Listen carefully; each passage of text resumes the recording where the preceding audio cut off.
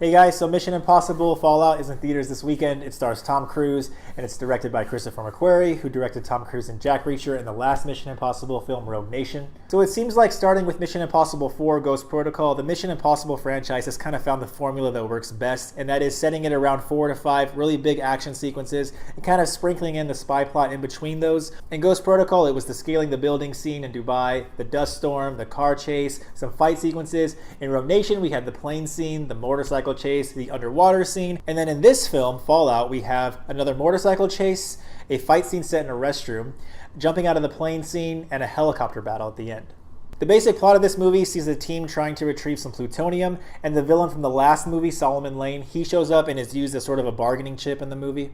I mentioned the action sequences, and all of them work amazing in this movie as usual. There was a scene pretty early on that happened though that, because I've seen Mission Impossible films and I know what they use in the movies, very early on I could tell what was going to happen at the end of the scene, and I'm usually not someone who can kind of guess what's going to happen, and I knew right when this scene started, oh, this is going to happen because they've done this in past Mission Impossible movies, and then they did exactly that.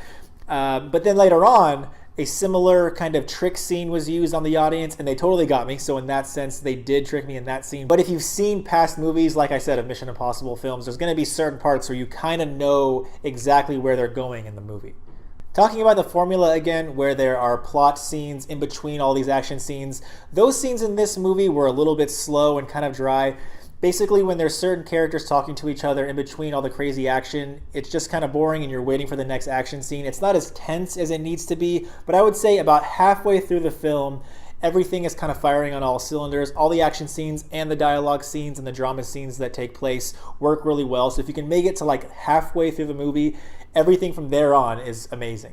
Talking about the characters of the movie, they're really what drive everything, and some of the old characters are back. We have Luther and Benji are both back, and they're used very well. Luther has kind of a heartwarming speech towards the end of the film. Benji is actually used in a fight scene towards the end of the movie, so they're both used very effectively in the movie. Rebecca Ferguson's character from the last film shows up, and she's trying to retrieve Solomon Lane as well, but she has her own motivations for doing so. So she's even a little bit at odds with Ethan Hunt and his team, but just like the last film, she's great in this movie. As far as the new characters go, there's Henry Cavill, who plays a CIA assassin, and he's tasked with sort of following Ethan Hunt and his team because they've kind of screwed up. They've also screwed up in the past, so he kind of needs to watch them closely.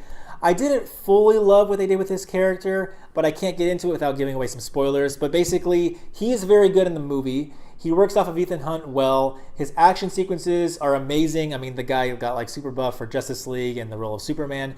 And so he's great in this movie, but there's just not a lot I can give away about him without spoiling the movie for you.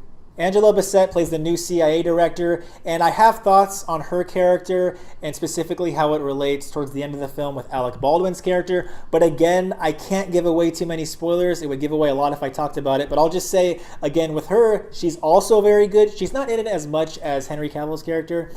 She's the one who kind of gives him the assignment to follow the team along. But she's very good in the movie. I will say my favorite new character in the movie is probably Vanessa Kirby as White Widow. She is someone who is not really a love interest for Ethan Hunt, but she's someone that he has to meet up with in order for him to get closer to the plutonium. She can handle herself in a fight, yet she's also seductive and mysterious, and you're not exactly sure where her allegiance lies. Anytime that her character was on screen, it was always really interesting, whether she was just talking with Tom Cruise or whether she was working off of him in kind of a fight scenario. She was great, and I could have used way more scenes with her, but she was utilized well in the movie. One of my favorite parts of the movie is when Ethan Hunt has to make a certain decision in the movie. He's standing over another character, and if he makes one choice, it's going to take the story this way. And if he makes another choice, it's going to take the story another way. And it was in this moment where I had absolutely no idea where the movie was going. It was just as tense as any of the other action scenes, and he makes a choice, and the story goes that way. So I applaud the movie for doing that, for making just Ethan Hunt having to make a decision on what to do just as tense as anything else in the movie. Guys, overall, I'd say that Mission Impossible Fallout works really well at being an action spy thriller film.